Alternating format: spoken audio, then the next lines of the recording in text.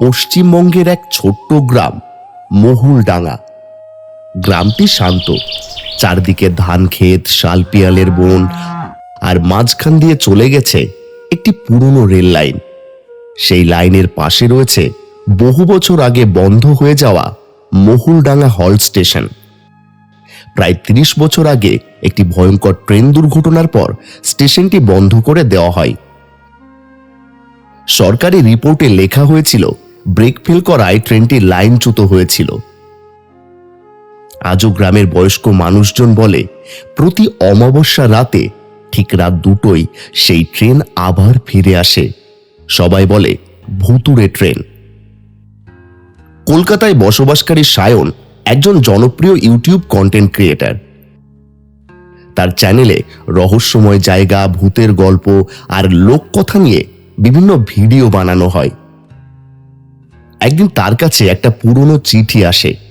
চিঠির খামে কোনো প্রেরকের নাম নেই, ভেতরে মাত্র একটি লাইন লেখা, যদি সত্যি সাহস থাকে তাহলে আগামী অমাবস্যার রাত ২টোয় মহুলডাঙ্গা হল্ট স্টেশনে এসো, ভূতের ট্রেন এখনো আসে। চিঠির নিচে লাল কালি দিয়ে আঁকা ছিল একটা পুরনো স্টিম ইঞ্জিন। সায়ন হেসে ফেলল, আর একটা ভূতের গল্প।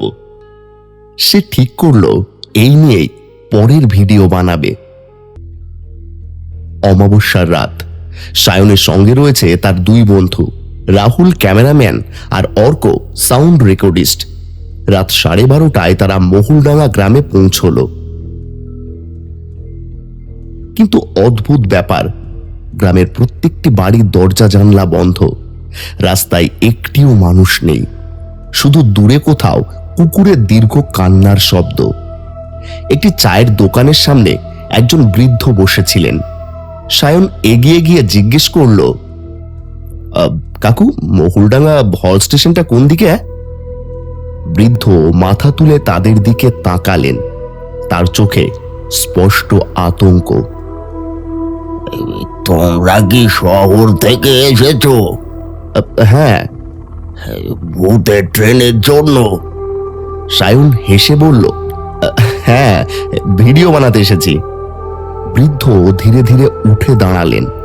তারপর খুব নিচু গলায় বললেন, বাবা, ভিডিও বানাতে এসো, তাতে আপত্তি নেই, কিন্তু রাত ২টোর পর যদি ট্রেন আসে কোনো অবস্থাতেই তাতে উঠবে না। সায়ন মুচকি হেসে বলল, ভূতের ট্রেনে আবার কি ওঠে নাকি? হ্যাঁ। বৃদ্ধ উত্তর দিলেন না, শুধু বললেন, যারা উঠেছিল তারা আর কোনোদিন নামেনি। রাত 1:45 তিনজন পৌঁছে গেল বন্ধ হয়ে যাওয়া মহুলডাঙ্গা হল্ট স্টেশনে। প্ল্যাটফর্মে সিমেন্ট ভেঙে আগাছা গজিয়ে উঠেছে। স্টেশনের নামফলক প্রায় মুছে গেছে। টিকিট কাউন্টার ভাঙা, ঘড়ির কাঁটা থেমে আছে 2:02 অর্ক অবাক হয়ে বলল, দেখেছিস, ঘড়িটা ঠিক 2:02 থেমে আছে। রাহুল ক্যামেরা ঘুরিয়ে সব রেকর্ড করছে। হঠাৎ এক ঝলক বরফ ঠান্ডা বাতাস বইল, যেন কারো অদৃশ্য উপস্থিতি তাদের পাশ দিয়ে চলে গেল। এক মুহূর্তের জন্য ক্যামেরা স্ক্রিনে অদ্ভুত দাগ দেখা দিল। তারপর আবার সব স্বাভাবিক। সায়ন বলল, ক্যামেরা বন্ধ করিস না, সব রেকর্ড হবে। ঠিক তখনই দূরে কোথাও থেকে ভেসে এলো একটি ট্রেনের হুইসেল। তিনজন একসঙ্গে চমকে উঠল। রাহুল বলল, এত রাতে এখানে ট্রেন আসবে কি করে? হুইসেল আবার বাজলো, এবার আগের চেয়ে অনেক কাছে। কিন্তু আশ্চর্য, রেল লাইনের দূরে কোথাও কোনো আলো দেখা যাচ্ছে না, কোনো ইঞ্জিন নেই, কোনো হেডলাইট নেই। তবুও শব্দটা ক্রমশ কাছে আসছে। হঠাৎ চারপাশে ঘন সাদা কুয়াশা নেমে এলো। কয়েক সেকেন্ডের মধ্যে পুরো স্টেশন ঢেকে গেল। 10 হাত দূরের মানুষকেও দেখা যাচ্ছে না। তারপর কুয়াশার ভেতর থেকে ধীরে ধীরে ভেসে উঠল একটা বিশাল কালো স্টিম ইঞ্জিন। ইঞ্জিনের গা জুড়ে পোড়া দাগ, চিমনি থেকে ধোঁয়া বেরোচ্ছে। ট্রেনটি ধীরে ধীরে প্ল্যাটফর্মে এসে থামল। গায়ে কোনো নাম্বার নেই, কোনো নাম নেই। সব দরজা একসঙ্গে ক্যাঁচ ক্যাঁচ শব্দ করে খুলে গেল। ভেতরে সারি সারি মানুষ বসে আছে, সবাই সম্পূর্ণ স্থির, কারো মুখে কোনো অভিব্যক্তি নেই। ঠিক তখনই একটা ছোট্ট মেয়ে ধীরে ধীরে জানলার পাশে এসে দাঁড়ালো।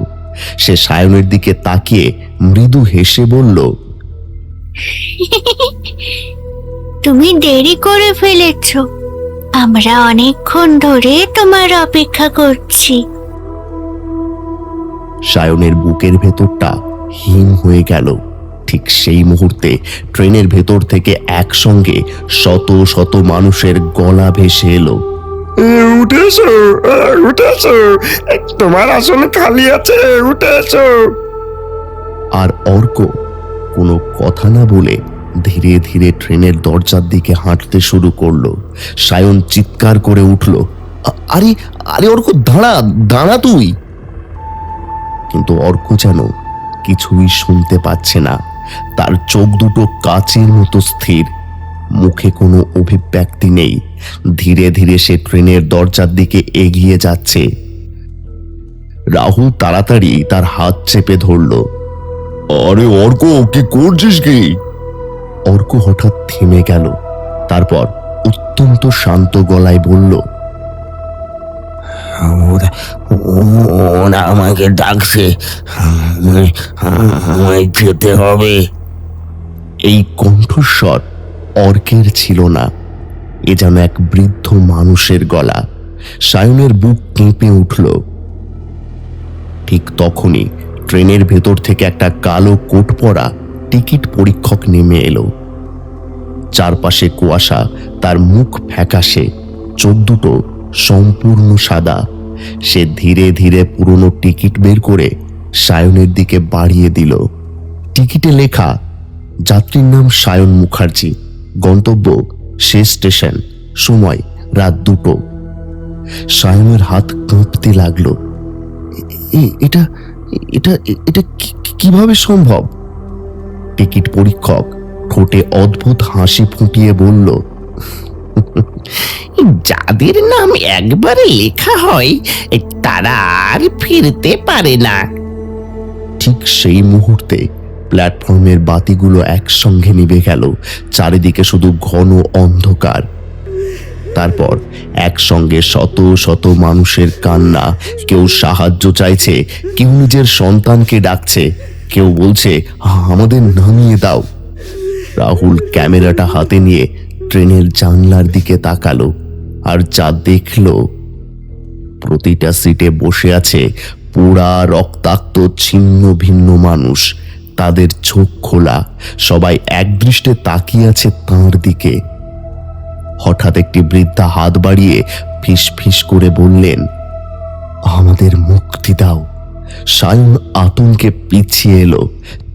ঠিক তখনই রাহুল চিৎকার করে উঠল, আরে সায়ন, অর্ক অর্ক ট্রেনে উঠে গেছে। সায়ন দৌড়ে দরজার কাছে পৌঁছলো। দেখল অর্ক ইতিমধ্যে ভেতরে ঢুকে পড়েছে। সে হাত বাড়িয়ে অর্ককে ধরল। দুজনের মধ্যে টানাটানি শুরু হলো। ঠিক সেই সময় ট্রেনের ভেতর থেকে শত শত ঠান্ডা হাত বেরিয়ে এসে অর্ককে ভেতরে টেনে নিয়ে যেতে লাগলো। অর্ক চিৎকার করছে, আমাকে আমাকে বাঁচা, আমাকে বাঁচা। কিন্তু তার গলা ধীরে ধীরে মিলিয়ে গেল। শেষ মুহূর্তে সায়ন সর্বশক্তি দিয়ে এক ঝাঁকুনি দিল। অর্ক ট্রেন থেকে ছিটকে প্ল্যাটফর্মে পড়ে গেল। ঠিক সেই সঙ্গে ট্রেনের দরজাগুলো প্রচন্ড শব্দে বন্ধ হয়ে গেল। হুইসেল বাজলো। ধীরে ধীরে ট্রেনটি কুয়াশার মধ্যে মিলিয়ে যেতে লাগলো। কয়েক সেকেন্ড, তারপর কিচ্ছু নেই, শুধু খালি রেল লাইন, যেন কোনো ট্রেন কোনোদিন আসেইনি। তিনজন প্রাণপণে স্টেশন ছেড়ে দৌড়ে গ্রামে ফিরে এলো। ভোর হতেই তারা সোজা কলকাতার উদ্দেশ্যে রওনা দিল। কেউ আর একটাও কথা বলল না। দুদিন পরে সায়ন ভিডিও এডিট করতে বসেছে। সে ক্যামেরার ফুটেজ খুলল। প্রথমে সবকিছু স্বাভাবিক, স্টেশন, কুয়াশা, ট্রেন, অর্ক সবই রয়েছে। কিন্তু শেষ কয়েক মিনিট দেখে তার শরীর ঠান্ডা হয়ে গেল। ভিডিওতে স্পষ্ট দেখা যাচ্ছে যখন সায়ন আর রাহুল অর্ককে টানছে, তখন তাদের ঠিক পেছনে দাঁড়িয়ে আছে আরো একজন কালো পোশাক পরা এক ব্যক্তি। তার হাতে একটি পুরনো লণ্ঠন। সে ধীরে ধীরে ক্যামেরার দিকে তাকিয়ে হাসছে। তারপর সে বলল, আগামী অমাবস্যায় আবার দেখা হবে। কিন্তু ভয়ঙ্কর বিষয়টি তখনও বাকি ছিল। সায়ন ভিডিও বন্ধ করতে গিয়ে দেখল ভিডিওর দৈর্ঘ্য বেড়ে গেছে। যেখানে ভিডিও শেষ হওয়ার কথা ছিল সেখানে আরো 2 মিনিট অতিরিক্ত ফুটেজ রয়েছে। সে কাঁপা হাতে সেই অংশ চালালো। ক্যামেরা তখন বন্ধ থাকার কথা, কিন্তু ভিডিও চলছে। দেখা যাচ্ছে একটা কালো ট্রেনের ভেতর সারি সারি যাত্রী, আর জানালার পাশে বসে আছে সায়ন। সে ধীরে ধীরে ক্যামেরার দিকে তাকিয়ে মুচকি হেসে বলল, তুমি এতক্ষণ ধরে আমাদের গল্প শুনছিলে, এবার তোমার টিকিটও কাটা হয়ে গেছে। এরপর হঠাৎই বন্ধ হয়ে গেল সেই ভিডিও।